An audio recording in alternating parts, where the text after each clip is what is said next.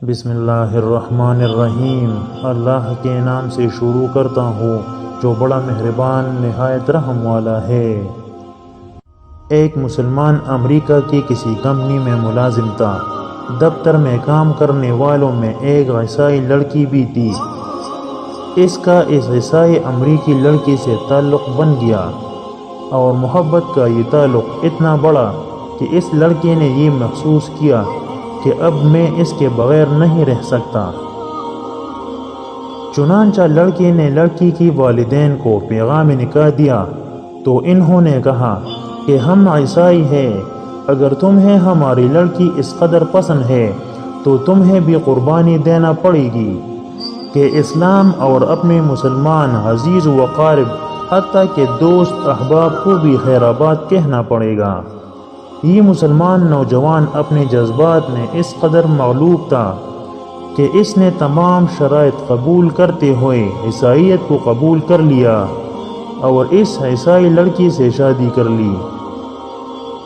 اب امریکہ میں مقیم اس کے عزیز و قارب اور دوست احباب جو کہ مسلمان تھے، وہ بڑے پریشان کہ ہمارا مسلمان بھائی ایک لڑکی کی خاطر مرتد ہو گیا، تو انہوں نے اس کی اصلاح کی کوشش کی لیکن بے سود۔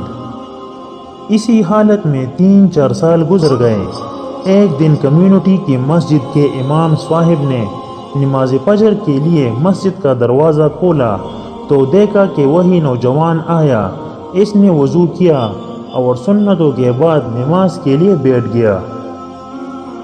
امام صاحب اس کی اس اچانک تبدیلی سے بڑے مسرور بھی ہوئے اور حیران بھی۔ نماز کے بعد اس نوجوان نے اپنے آپ بیتی سنائی کہ میں نے عیسائی لڑکی کی محبت میں اپنا سب کچھ قربان اور ضائع کر دیا۔ میرے گھر میں قرآن کریم کا ایک نسخہ تھا۔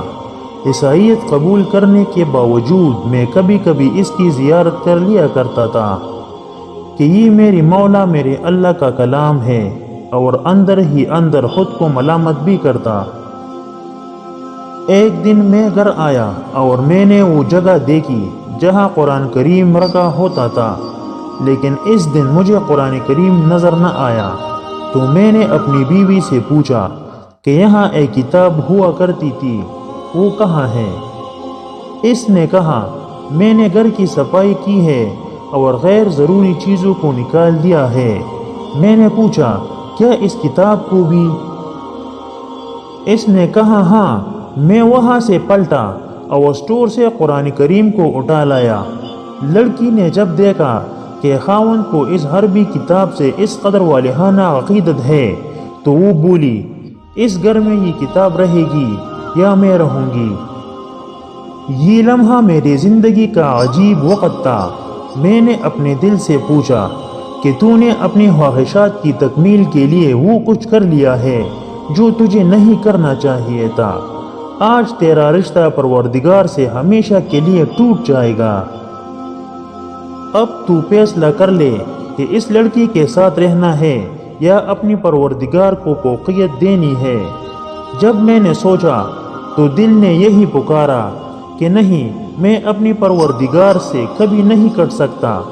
سو میں نے اس عیسائی لڑکی کو طلاق دے دی اور خود دوبارہ کلمہ پڑھ کر مسلمان ہو گیا ہوں۔ سچ ہے کہ قرآن کریم کی صرف زیارت کس قدر مفید ہے، تو سوچئے اس عظیم کتاب کو پڑھنا، سمجھنا اور اس پر عمل کرنا کس قدر مبارک اور پرتاثیر کام ہے۔ اللہ تعالی ہمیں بھی اپنی اور اپنی کتاب قرآن کریم کی محبت کا وہ حصہ عطا فرمائے جو ہماری زندگی میں دینی انقلاب کا ذریعہ بنے۔ محترم ناظرین، میں امید کرتا ہوں کہ آپ کو میری یہ ویڈیو پسند آئی ہوگی۔